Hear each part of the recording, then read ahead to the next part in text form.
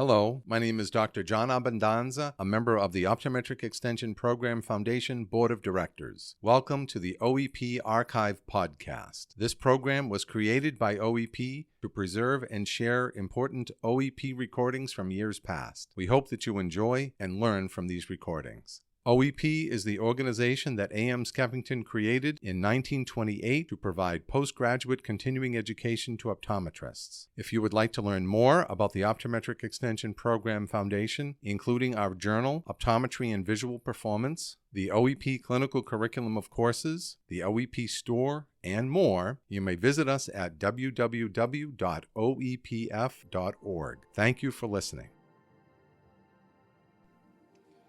Hi, this is Nate Bonilla-Warford from Tampa, Florida, and welcome to OEP Archives.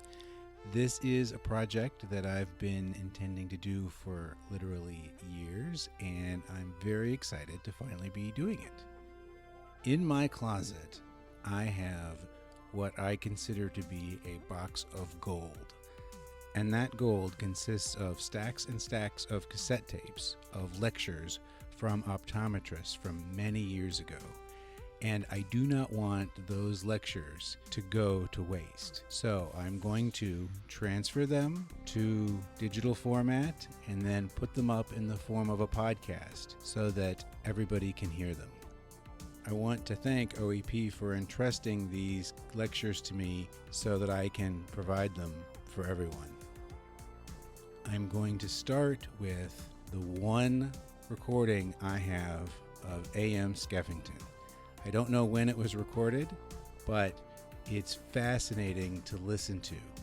And so we're going to start off right off the bat with part one of A.M. Skeffington. Here you go.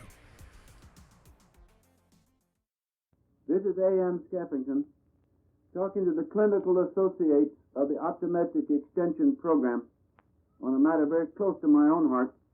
That is the basis for dynamic refraction techniques. The Institute for Continuing Adult Study from time to time issue a study outline. It contains a summary of the current thinking in that discipline or profession. Such a thumbnail sketch is here given. It extends from the days of the simplest of technologies that could truly be said to fall within the definition of optometry. It carries on to the practice today, which shows when the laws of optometry were written without our knowing it, we sent in a large part of human behavior. This outline is set up in a study plan form. Each paragraph or section could be a short chapter in the final textbook, Optometry, the Official Discipline of Vision. It is divided into sections for pause and reflection. In effect, the short, concise survey of functional, operational, analytical optometry. The basic concept.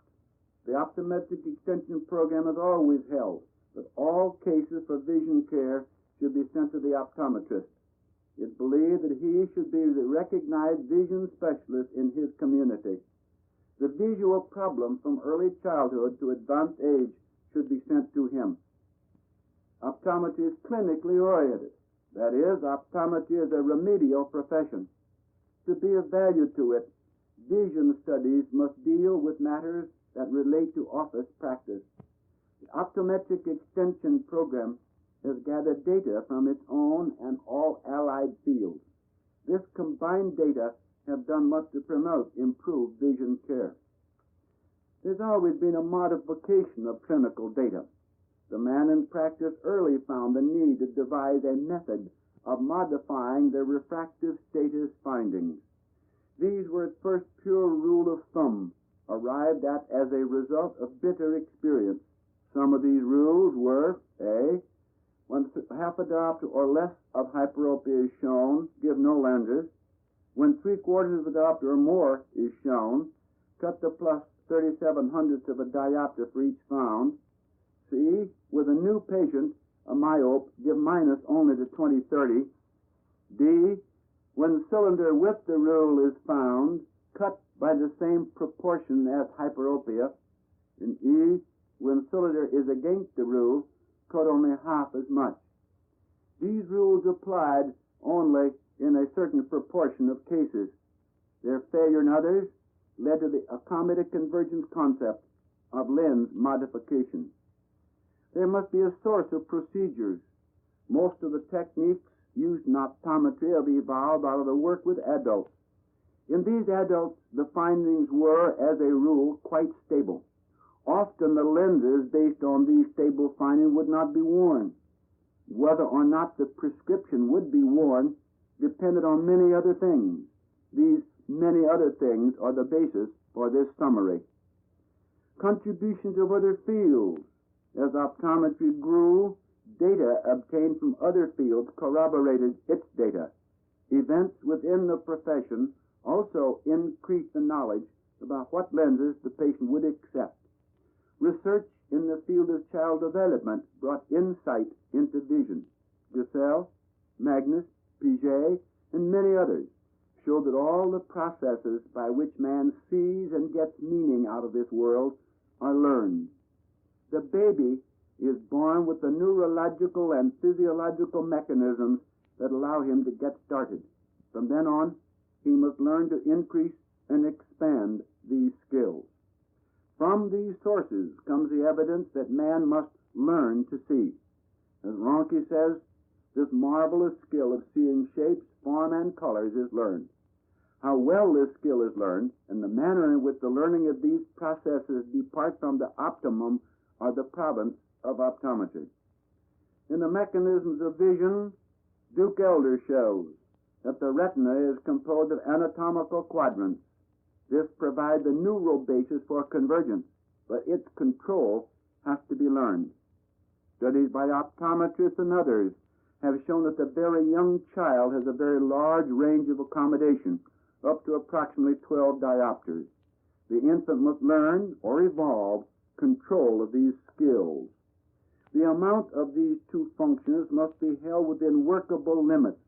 These skills come into proper controlled relationship with each other as part of the orderly development of the infant. This permits all visual learning to proceed in good order. There's a concept of protective function. Optometric data showed that the hyperopia's normal role is to protect the accommodative skill which lets man resolve and get meaning. It also showed that exophoria cushions the convergence function by which alignment is maintained. Studies revealed that the norm for man is about 3/4 of a diopter hyperopia at far point. Likewise, he should show about a half a prism diopter of exophoria at far point and about 6 prism diopters of exophoria at near point. These findings placed in doubt the long-held idea that emetropia and orthophoria are states to be desired. The optometric data opened the door for wide scope of research in schools and industry. Research shows that seeing is learned. The problem facing the optometrist is how is it learned and what is seen. There was a premise of the American Optometric Association, and it published premises. The AOA stated that A, optometry is a unique profession. B, it's concerned with functional vision. The ideas outlined up to this point are the basis for the system of extended adult education the Optometric Extension Program presents.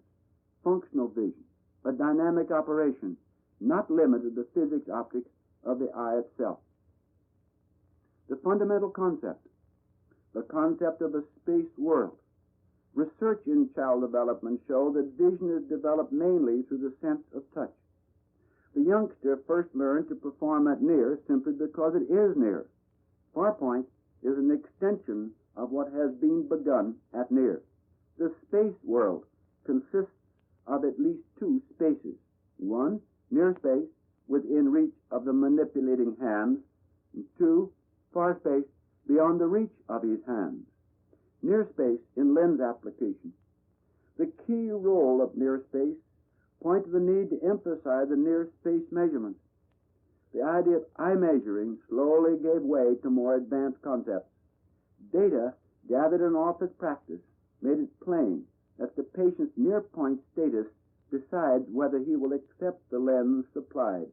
The rule, never supply a single vision lens for constant wear greater than the near net, sprang from office and research data.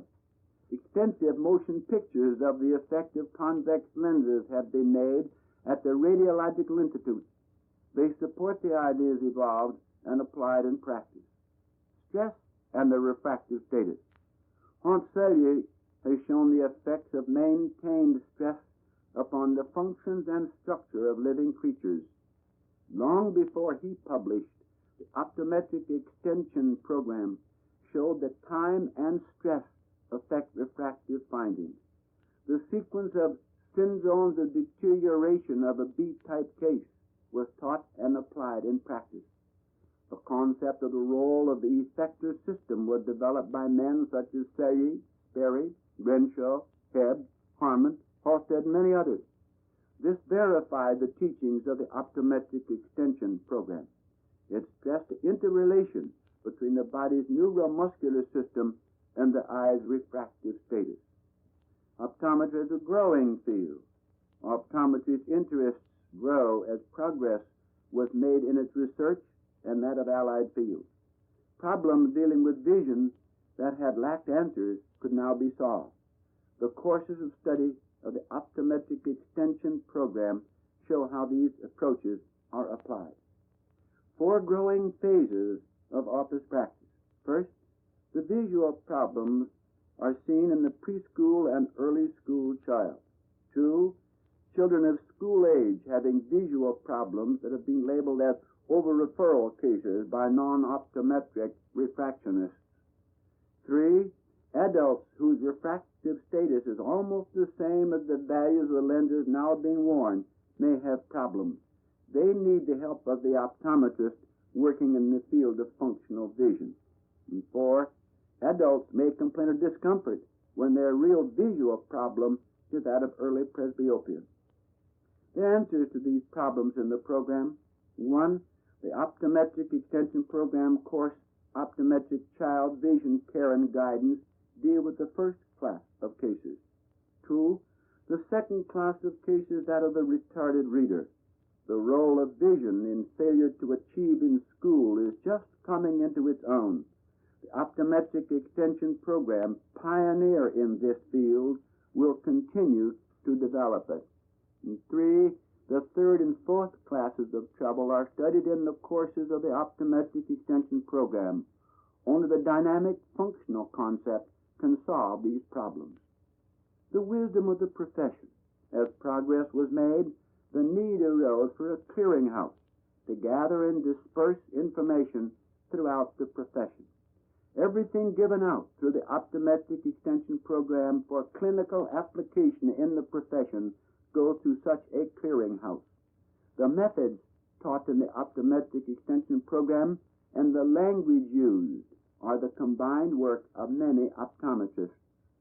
Each procedure presented in lecture or courses of study has been tested over a period of time by optometrists.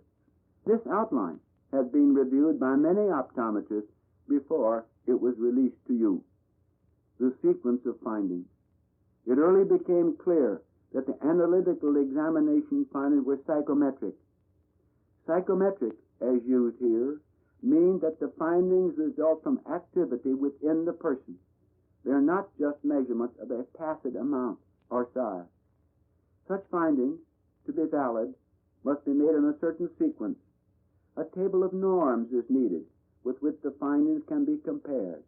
The members of the profession have supplied such a table through their experience.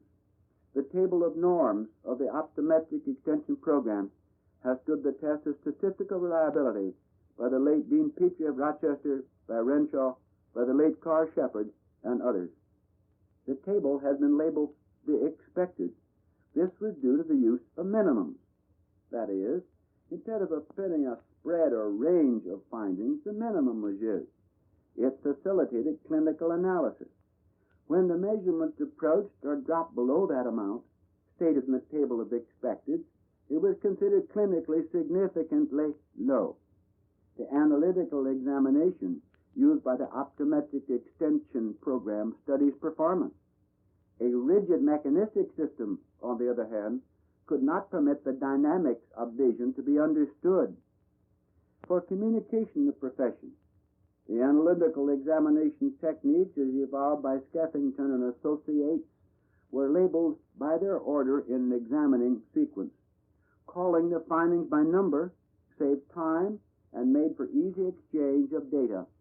The term positive fusion reserve and 16B are labels for a method of taking a certain finding or measurement. Since the term positive relative convergence had different meanings at different schools at the time the profession was formulating its methodology, it became expedient to develop a common tongue. The necessity also existed of establishing an ordered method of examination. The labeling of techniques by their proper place in an ordered sequence of examination was the simple solution to both problems. The flexibility of numbers is infinitely greater than word labels, as every student of mathematics knows. The analytical examination is an ordered procedure based on sound psychometric principles with all the real reliability of interpretation that any table of probabilities gives any mathematician. The order of the examination led to syndromes that are the mark of a profession. So that was part 1 of AM Skeffington. I'm going to upload part 2 in 2 weeks. And every 2 weeks after that, there'll be a new lecture or recording from an optometrist. We have many exciting topics coming up, including myopia control, visualization, the effect of video games on vision, care of the patient with strabismus, and many, many others. You can reach me at doc@brighteyestampa.com if you have any questions about the podcast. Opening and closing music by Lee Rosevier, who makes wonderful music that's used in many podcasts and audio dramas. You can find his music at Bandcamp, SoundCloud, and many other places.